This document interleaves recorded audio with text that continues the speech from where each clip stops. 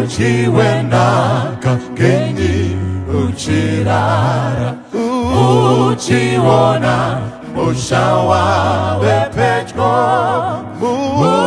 mukaumire upfeke chishangu chimbi zangu yakupfura ndudzi dzenyika dziri kunyongana dziri kubvunda kwazvo nekutya inzwa makumbo engoro dzobvunda uchiwenaka usanonoke usanyengedzwe nezviro zvenyika rufaro rwayo runopfuura siya ruchiva nepfuma yepasi uchiwenaka chisiya zvese bisa musoro ziso ritarise uone mbiri ya Jesu mambo ona kupenya kwake kumakomo uchiwenaka imba ufare ona bisa musoro ziso ritarise uone mbiri ya Jesu mambo ona kupenya kwake kumakomo uchiwenaka imba ufare. Makadi zenyu vana va Mwari, tinokwazisai nezita ra Yesu Kristu Ishe wedu na mponesi wedu. Chishiviro changu vana va Mwari, nyasha dza Mwari ngadzive nemi dzinobva kuna Mwari Baba naShe Jesu Kristu iye wakazvipa nokuda kwezvivi zvedu kuti atisunungure kunyika yakaipa ya zvino. Muzora nhasi tiri kubata musoro wenyaya unoti kuropafadza kwaMwari kana kuti ropafadzo yaMwari wedu. Ndini wenyu mufundisi Marere, tichifamba nenyaya yekuti zvikomborero zvaMwari. Mukateerera rwiyo hymn number 22 inoti tenzi ndipeiwo madomwe ezvikomborero. Vamwe muri kuvapa tenzi, saka muimbi anaenderera mberi kuti Mwari pamuri kudonhedzera madomwe ezvikomborero, mponesi wangu musandisiye uye musandipfuure. Ngatipindei pakunamata.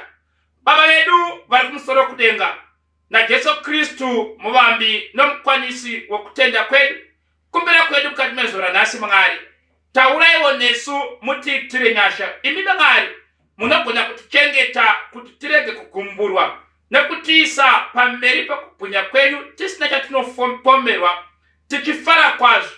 Mwari wokudenga, ivaiwo nesu, mutaure nesu nezita ra Jesu Kristu muponesi wedu tonamata. Amen. Toda kudzidza pamusoro peropafadzo yaMwari, pamusoro pezvikomborero zvaMwari. Chinombonzi chikomborero chii?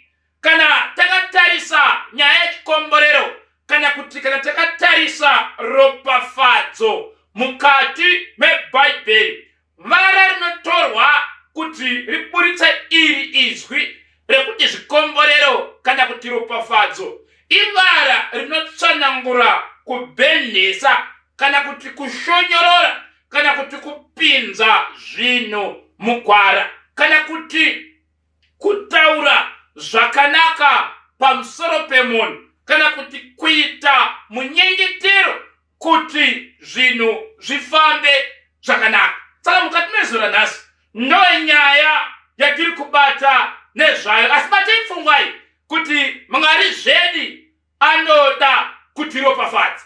Mwari wedu anoda kutiropafadza. Ndikativerenge mubhuku yaGenesis chapter 12 pa verse ya 1 kusvikira pa verse ya 3. Inoti iyo, zvino Jehovha wakati kuna Abraham,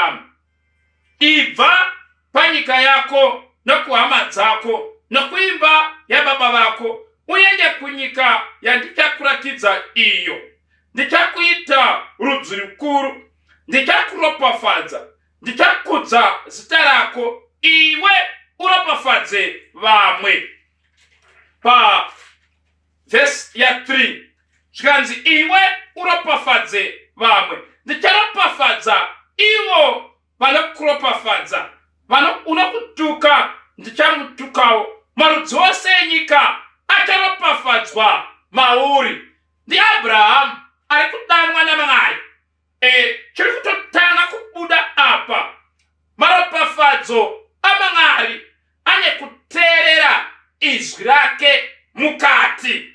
Titoserana naMwari. Yes, zvikanzi Abrahamu unopiwa zvekuita naMwari kuti bva kunyika yako, kunyika yababa vako nekuhama dzako uende kunyika yandichakuratidza iyo.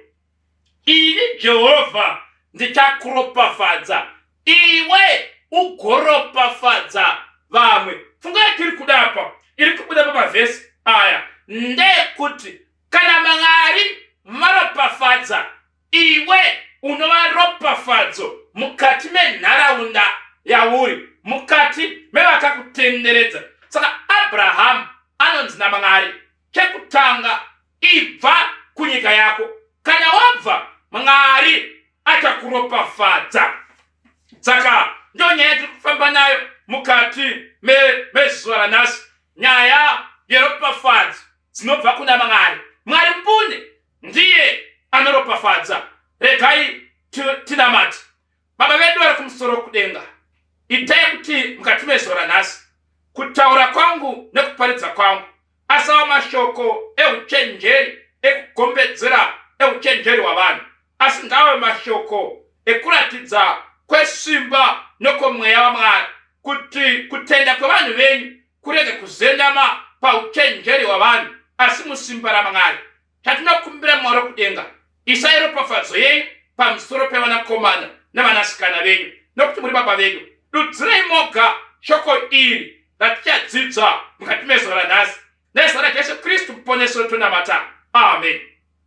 Saka mukati mezuva ranhasi tiri kudzidza, tiri kuongorora nyaya yeropafadzo dzinobva kuna Mwari. Asi batai pfungwa iyi, Mwari wedu anoda kutiropafadza. Regei tinde pana Exodus, pana Deuteronomy chapter 28, totangira pavhesi ya 1, asi ndopatichatora nyaya yedu mukati mezuva ranhasi. Deuteronomy chapter 28 pavhesi ya 1 na 2 inoti iyo: zvino kana uchiteerera zvakanaka inzwi raJehovha Mwari wako nokuchenjera kuita mirayiro yake yose yandinokurayira nhasi, Jehovha Mwari wako uchakukurisa kupfuura ndudzi dzose dziri panyika.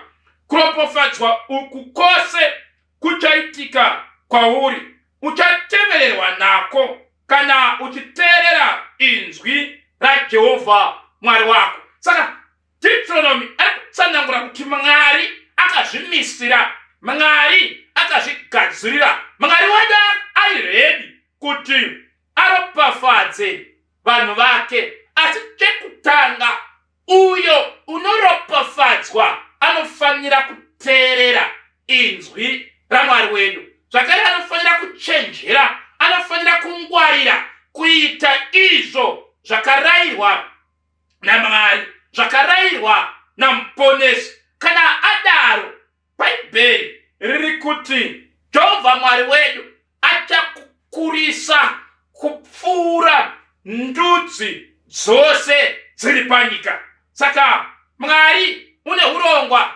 hwekuropafadza vana vake. Mwari unoda kuti iwe unge wakaropafadzwa kudarika ndudzi dzose dziri panyika. Saka zvinoitika koga kana uchichenjera, kana uchingwarira kuteerera inzwi raJehovha Mwari wedu. Mukaverenga kuna zvakazarirwa chapter 1 pavhesi ya 3 inoti wakaropafadzwa uyo unorava nevanoita nevanonzwa kuprofita kwebhuku iyi, nevanoita zvakanyorwamo. Saka ropafadzo dzaMwari vanonzwa shoko. Zvakare ropafadzo yaMwari iri pane vanoteerera shoko iri nokuita zvakanyorwa imomo. Deuteronomy 30 vhesi 6.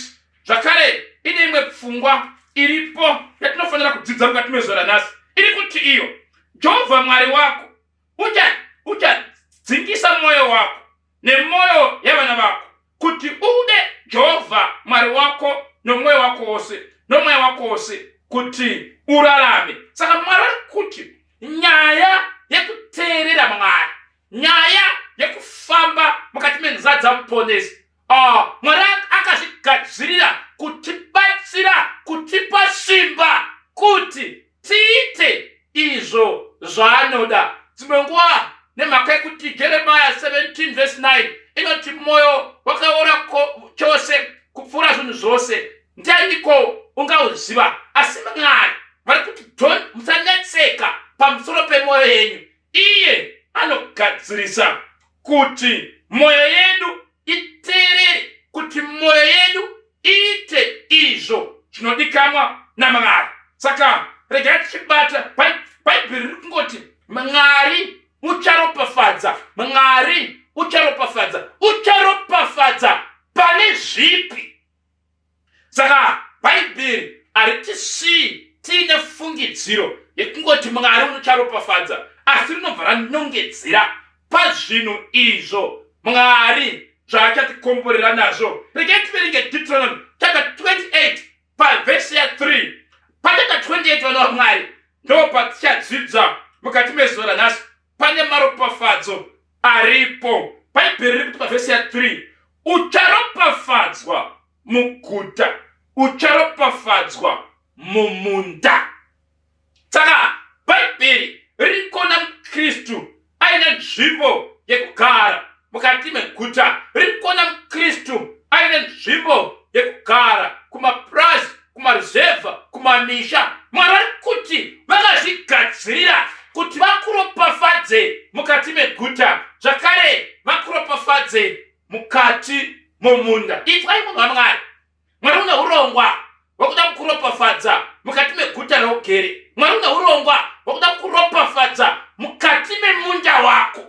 Saka kana usitorina munda, taura namuponesi, vanokupa kuti vagodonhedzera madomwe ezvikomborero mukati memunda wako. Pavhesi 4 na 5 Bhaibheri inoti iro pana Deuteronomy 28 ipapo inoti zvibereko zvomuviri wako nezvibereko zvevhu rako nezvibereko zvemombe dzako nezvibereko zvemhou dzako namakwayana amakwai ako zvicharopafadzwa. Pavhesi 5 dengu rako nomudziyo wako wokukanyira chingwa zvicharopafadzwa. Mwari ane maropafadzo akawanda, atingati pachirungu abundance of blessings. Mwari kudenga ari kuti acharopafadza zvibereko zvemuviri wako. Zvibereko zvomuviri chii? Ndivo vanakomana nevanasikana vavakapiwa munhu waMwari, vanofanira kukomberedzwa neropafadzo dzaMwari.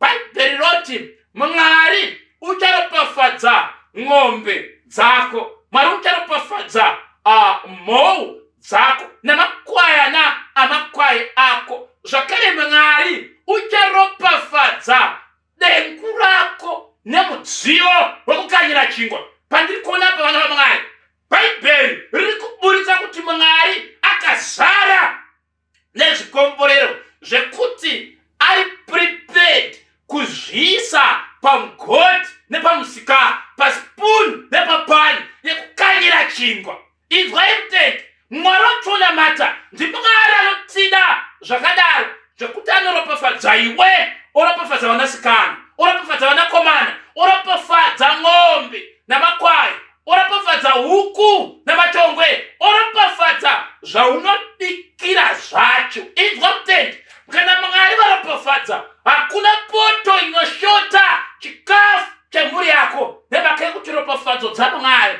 dzinenge dzakagara pamusoro pezvose zvaunobata namavoko ako. Saka inzwai vana vaMwari, chinongodikanwa chete kuteerera izwi ramuponesi, kuteerera vamwari zvavanoda kuti tirarame mukati mazvo. Saka kana Mwari wedu atigona kutora maropafadzo omaisa pamugoti, basa remugoti kuzvanganisa zvaiswa mukati mepoto, wati mwana wako unonetsekana nekudzidza, unovhiringidzwa nekutadza kurarama zvakanaka, Mwari kudenga ungatadze kuita saizvozvo here vana vaMwari? Nekuti iye ane maropafadzo akawanda. Inzwai zvipana Deuteronomy 28 pavhesi ya 6 na 7 inoti iyo ucharopafadzwa kana uchipinda, ucharopafadzwa kana uchibuda. Mukatarisa vhesi ya 6 Mwari vaisei nemagepu, iwe ndiwe unoziva pauchapinda, iwe ndiwe unoziva pauchabuda. Kana uchipinda pamba pako ucharopafadzwa, kana uchibuda pamba pako ucharopafadzwa, kana uchipinda pabasa pako ucharopafadzwa, kana uchibuda pabasa ucharopafadzwa, kana uchipinda pachikoro ucharopafadzwa. Saka Bhaibheri riri kungoti pakubuda kwako ucharopafadzwa uye nepakupinda kwako ucharopafadzwa. Mwari arida kuropafadza zviri zvose paupenyu hwako. Pavhesi ya 7 ndobva yati iyo Jehovha uchakukundisa vavengi vako vanokumukira pamberi pako. Vachava kuzorwa newe nenzira imwe, vachatiza pamberi pako nenzira nomwe. One pfunga iri kubuda kana Mwari varopafadza mukati meupenyu hwako, hazvitarire kuti vavengi avapa havasisipo. No, vavengi variko, asi Bhaibheri riri kuti kana vavengi vakumukira pamberi pako, Jehovha uchakupa kundiso, uchakupa kuvakunda. Riri kuti Bhaibheri vachauya nenzira nomwe, vachauya nenzira imwe, vagotiza nenzira nomwe pamberi pako. Ndikaitikuudze vana vaMwari, Mwari wedu uri kutipa assurance of protection. Mwari wedu uri kutipa assurance yekuti hondo hadzisi dzedu. Kana vakagara pasi pakomiti yekuti vakurongere zvakaipa munhu waJesu, Bhaibheri riri kuti vanobudapo vapesana, zvekuti wekubwera unodzokera kubwera, wekwagutu unodzokera kwagutu, wekumount Darion anodzokera kumount Darion, wekumuzarabani newekugokwe vanobuda vapesana. Inzwai vana vaMwari, tina muponesi anotipa ropafadzo yekuti unorega vavengi vachisumuka pamberi pedu, asi kana vachinge vasimuka vanotiza pamberi pako vaine nzira nomwe, which means varere kuti nomwe 7 rinoreva completeness. Saka kana Mwari akukurwira vavengi vako vanotiza completely. Saka inzwai vana vaMwari, tina muponesi anotida kwazvo, tina muponesi anoshamisa, anoda kutiropafadza.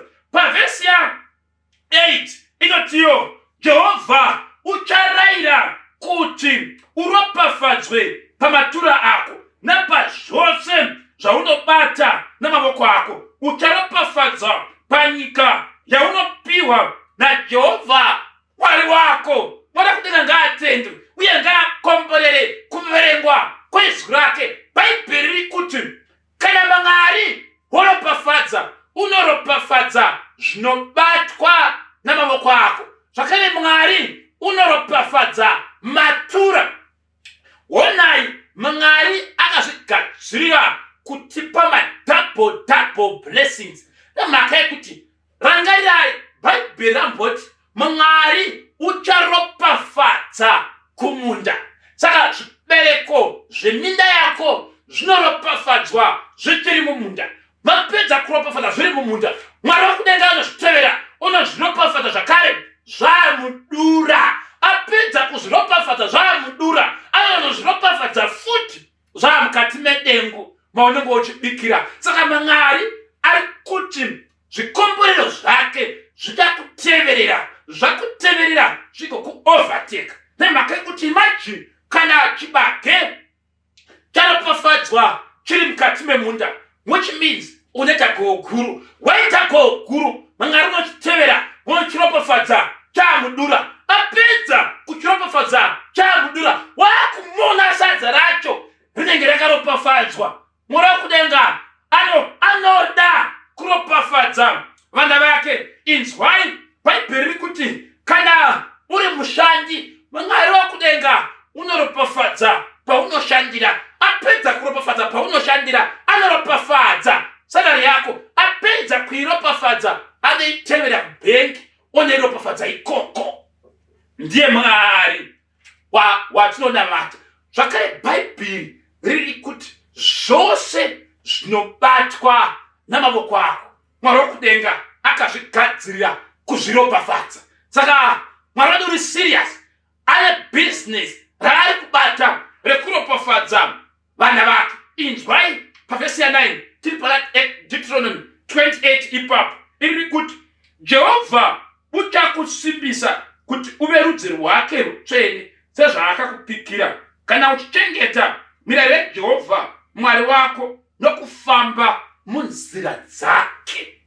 Saka Mwari apedza kuropafadza matura, Mwari apedza kuropafadza zvese zvinobatwa namavoko ake. Ari kuti iye achakusimbisa. He will establish you kuti ufambe munzira dzake. Regai ndikudze vana vaMwari, kana kune zvinoremera vanhu vakawanda kuteerera vanhu, kana kune zvinoremera vanhu vakawanda kuita zvinodikanwa namuponesi, kuti musatye. Pane ropafadzo dzekuteerera, pane ropafadzo dzekusimbiswa mukati menzira yamuponesi. Titosera naMwari, tina muponesi anoda kutisimbisa kuti tive maKristu, kunova kuzesa kuti takufamba nekutendeka pamberi paMwari. Vachati vachazviita sei? Vamwe vanozviudza kuti zvakaoma sekunamata. Aiwa, hazvina kuoma kunamata, nokuti tina muponesi anotipa ropafadzo dzekumuteerera. Tina muponesi anotipa ropafadzo dzekuita izvo zvaanoda. Mukaverenga pavhesi ya10 yaDeuteronomy 28 iyoyo iri kuti iyo vhesi 10, vanhu vose venyika vachaona kuti iwe wakatumidzwa nezita raJehovha, vachakutya. Saka chimwe chinhu Mwari kana apedza kukusimbisa kuti ufambe mukati menzira dzamuponesi, anobva akuisa tag rekuti sezvamatag zvaiswa kuvaprista vainzi holiness unto the Lord. Zvakanzi vanhu vose vachazviona kuti iwe wakatumidzwa nezita raJehovha. NdiMwari anogona chete kuita zvinhu zvakadaro, zvekuti anokutumidza kuti iwe utumidzwe nezita raJehovha. Kana vadaro manje, kana iwe watumidzwa nezita raJehovha, Mwari vakurwira pahondo dzavo. Rengerai 2 Chronicles chapter 7 verse 14 inoti kana vanhu vangu vakatumidzwa nezita rangu vakazvininipisa, vakatendeuka, vakasiya zvakaipa zvavo, ipapo ndiri kudenga ndichanzwa kukumbira kwavo ndikopodza nyika yavo. Saka munhu wese akatumidzwa nezita raJehovha, Mwari vanokasika kunzwa nyaya dzake. Chero even ana Daniel akunamata pana Daniel chapter 9 pavhesi ya 18 anoti Mwari rangere vanhu ava ndirudzi rwenyu rwakatumidzwa nezita renyu. Saka kana Mwari wakuropafadza, vanoita inonzi ownership, vanoti uyu ndewangu. Tiri tosera vanhu vaMwari. Yes, kana Mwari varopafadza vanoti uyu ndewangu. Inzwai kuzipa kwa Deuteronomy 28 pavhesi ya 11 yakudzokora ine blessing but ine tutsiro pamusoro payo. Pavhesi ya 11 inoti Jehovha uchakuwanzira mufaro pazvibereko zvomuviri wako, napazvibereko zvemombe dzako, napazvibereko zvevhu rako, panyika yakapikirwa madzibaba ako naJehovha kuti uchakupa iyo. Bhaibheri riri kuti kana Mwari akupa zvikomborero, rinoendera mberi roti uchawedzera kuti zvibereko zvemuviri zvive nomufaro, kuti zvibereko zvemombe zvive nomufaro. Pandinakidza hanzi naMwari ndichawanza zvibereko zvevhu kuti zvinge zvine mufaro. Chii chibereko chevhu? Chibereko chevhu ndo zvirimwazvo. Chibage chibereko chevhu, nzungu chibereko chevhu. Saka Mwari vari kuti vachawedzera mufaro panzungu haupo, mashizha enzungu, kuti Mwari kutuma mutumwa kuti ndemo wacho bagachaningi kuti tiri kufara here. Inzwe vana vamwari, tinamuponesi ane kutapukira kwemaropafadzo anosvika paextent yekupa mufaro panzungu. Saka kana Mwari vachigona kuti nzungu dzipembere, kana Mwari vachigona kuti chibage chione mufaro, ko iwe seuri kugara une wakafutumwara, seuri mudepression munhu wamwari, seuri kugara une stress, tina Mwari anoda kutiponesa, tina Mwari anoda kutipa mufaro wakapfatikira, tina Mwari ane maropafadzo ekuti apedza kupa mugoti kuti ufare anoenda kumunda kana kuine rugare muriwo tsunga yopiwa mablessings emufaro namuponesi. Ivhesi 11 ndikati iverengi inogona kunge yakujamba mutendi iri kutiwo Jehovha uchakuwanzira mufaro pazvibereko zvomwiri wako napazvibereko zveng'ombe dzako napazvibereko zveng'ombe dzako napazvibereko zvevhu rako. Zvibereko zvevhu zvinofanira kuti zvifare. Tinamuponesa akadaro. Saka regai ndikudzei munhu wamwari, kana Mwari waropafadza chero kumunda kunika kuchifara. Mwari anotida vana vaMwari. Inzwai manje pavhesi ya12 yakwidza mutarara. Deuteronomy 28 verse 12 Jehovha uchakuzarurira pfuma yake yakanaka yekudenga. Inzwa kutendi, kudenga kwagara kwakanaka. Vamwe vakaimbawo kwedu kuti kudenga kwakanaka. Kwakanaka kudenga, but Bible roti kana Mwari vakuda kutora pfuma mukati medenga, vananoselecta the choicest of the choicest in heaven. Verse 12 zvinoti Jehovha uchakuzarurira pfuma yake yakanaka yekudenga, akupe mvura yenyika yako nenguva yayo, nokuropafadza mabasa amavoko ako. Iwe uchapa ndudzi zhinji chikwereti, asi iwe mene haungatori chikwereti. Saka Bhaibheri riri kuti kana Mwari moropafadza, vanokuropafadza nemvura, asi mvura iyi vanokupa mvura panguva yayo. Tiritoserana Mwari. Bhaibheri riri kuti mvura yagara inonaya, asi kana Mwari vakuropafadza nemaropafadzo emvura, vanokupa nenguva yemvura. Tiritoserana. Kana mvura inofanira kunaya muna November, kana mvura inofanira kunaya muna October, ikanaya muna July, imvura yanaya muna July, asi mvura iyi yanaya panguva isiriyo. Rekepemuenzaniso Bible rinapamwenzaso kuti kuita 15 days dzakanaka, but naye hama yangu, kana ukaita 15 days uine 40 years dzakasiyana ne15 days dzaitwa nekamu 16-year-old. Atitose kamu 16-year-old awana zvikomborero zvemvura panguva yemvura. Atitose saka pana Deuteronomy 28 kana unamata mutendi, kumbira Mwari kuti Mwari ndinokumbirawo zvikomborero zvenyu panguva yazvo, kuti kana nguva yasvika yekuti uende kubasa, enda kubasa.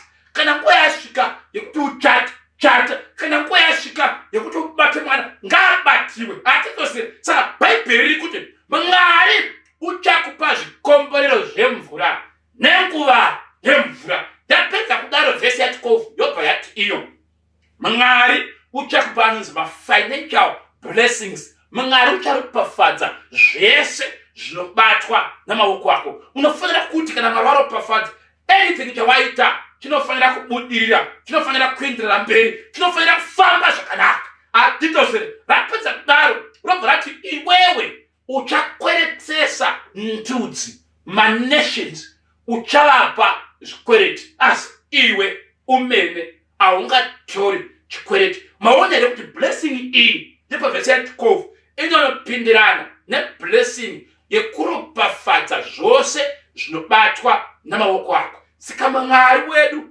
ane chidikwa chekutiropafadza in abundance. Titoserana Mwari. Tinamuponesi akazvigadzirira kutiropafadza nemigoti nemapani kana pani yako yaropafadzwa munhu waMwari unoibikira ukaneta isingaboki bosi kana vakazviita kwaIsraeri vachifamba mugwenga for 40 years nebhutsi 1 vangazvitadzere kupani kumba kwenyu ndiMwari anokwanisa kuita ropafadzo dzemutoo wakaita saiwoyo. Pavhesi ya 13 inotiyo Jehovha uchakuita musoro haangakuiti muswe, uchava kumusoro bedzi haungani pasi kana uchiteerera mirayiro yaJehovha Mwari wako. Mwari anoda kukuropafadza zvekuti iwe unogara uri pamusoro bedzi. Ikativerenge Exodus 23 pavhesi ya 25. Saka tina muponesi anoda kutipa ropafadzo. Exodus 23 verse 25 yotiyo shumira Jehovha Mwari wako kuti aropafadze chingwa chako nemvura yako, neni ndichabvisa urwere pakati penyu. Saka kana Mwari auropafadza ane chidikwa chekuropafadza kunyange nemvura yaunomwa. Kuwanda kwemaropafadzo kana Mwari akutapudzira maropafadzo kumvura yaunomwa yepatepi inoropafadzwa zvokuti haiperi, inoropafadzwa zvekuti haikonzeri zvirwere. Inzwai Proverbs chapter 10 pavhesi ya 22. Tina Mwari anoda kutiropafadza. Zvirevo 10 pavhesi ya 22 yotiyo kuropafadza kwaJehovha ndiko kunofumisa, kutambira pabasa hakuwedzeri chinhu. Saka kana Mwari waropafadza unoropafadza nokutapukira. Saka inzwai vana vaMwari, tina muponesi anoda kutiropafadza. Regai tiverenge vhesi yokupedzisira tibva tapinda pakunamata. Genesis 32 verse 26. Genesis 32 verse 26. Tina Mwari anoda kutiropafadza. Iye akati chirega ndiende nokuti utonga hwotsvuka. Iye akati handingakuregei kuti muende musati mandiropafadza. Akati kwaari zita rako ndianiko? Iye akati Jakobho. Akati zita rako harichanzi Jakobho asi Israeri, nokuti wakariwa naMwari navanhu ukakunda. Jakobho akamubvunza akati ndimudzeiwo zita renyu? Iye akati ndotibvunzireiko zita rangu? Akamuropafadza ipapo. Saka tina Mwari anoda kutiropafadza. Iwe unofanira kubata mupendero wenguo yaMwari kusvikira iye mbune, kusvikira iye akuropafadza. Regai tipinde pakunamata kuti Mwari wakudenga akuropafadzei munhu waMwari. Ngatinamate. Baba vedu vari kumusoro kudenga, Jehovha Mwari, the Lord God who is merciful and gracious, long suffering, abundant in goodness and truth, Jehovah who keeps mercy for thousands, our Lord who forgives iniquity, transgression and sin. You, Jehovah the Creator, who is able to do exceedingly abundantly above what we think or ask, even or imagine. I am praying for the blessings to be showered upon your people. Deuteronomy 28. Yatidi Mwari, mutatiropafadza kumuguta uye mutatiropafadza kumunda. Imi Mwari makati mucharopafadza zvibereko zvemuviri wedu nezvibereko zveng'ombe dzedu nezvibereko zvemhou dzedu nezvibereko zvamakwayana namakwayani edu. Makati Mwari muchatiropafadza pakupinda uye muchatiropafadza pakubuda. Imi Mwari makati mucharopafadza midziyo yedu yekukanyira chingwa nedengu richaropafadzwa neni. Mwari takutendai nokuti ndimi Jehovha Mwari makati imi muchatirwira vavengi vane kuzorwa nesu pamberi pedu. Vachava nenzira imwe vagotiza pamberi pedu nenzira nomwe. Mwari kuna vari kurwiswa pakati pevana venyu, varwirei hondo dzavo nokuti muri baba vedu. Ponesu vaIsraeri tinokutendai.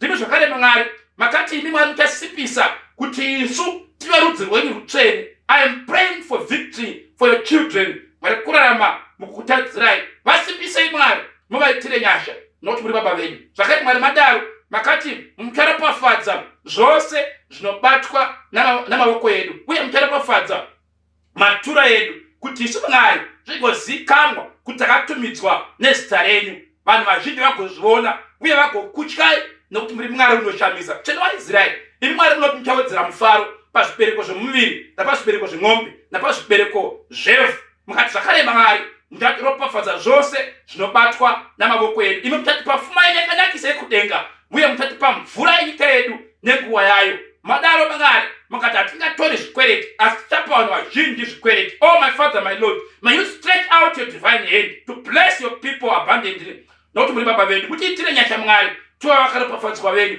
Kuna vanorwara Mwari, may you bless them with health. Kuna vari mukati madepression, may you bless them with the joy and happiness and freedom that is come only by our Lord Jesus Christ. Tokutendai muponesi waIsraeri. Ropafadzai vana venyu, muvaitire zvakanaka. Nezita raJesu Kristu muponesi wedu namata.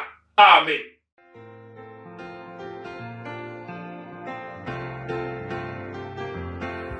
Jesu wangu mudiwa, ndinouya kunewi, mananda andibata, chiripo cha mpupuri, tiwike muponesida, dakara kwanyarara, unoditungamira, kumbushawe kudenga, timwichidziwiriro, akuchina zvechimwe musandisiyendega, tenzi mundibatsire, ndosimbira kunemwi, rubatsiro zverwangu, undifukidze ininge mapapiro enyu.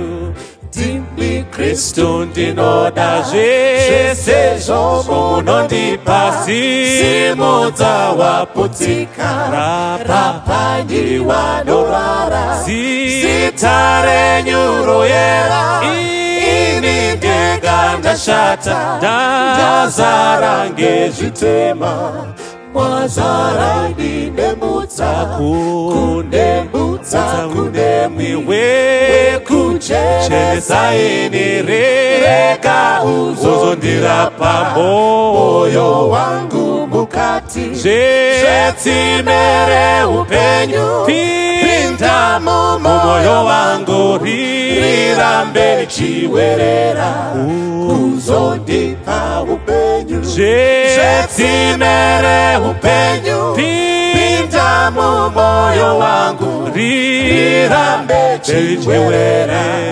kuzondipa upenyu, rirambe richiwerera, kuzondipa upenyu, rirambe richiwerera, kuzondipa upenyu, rirambe richiwerera, kuzondipa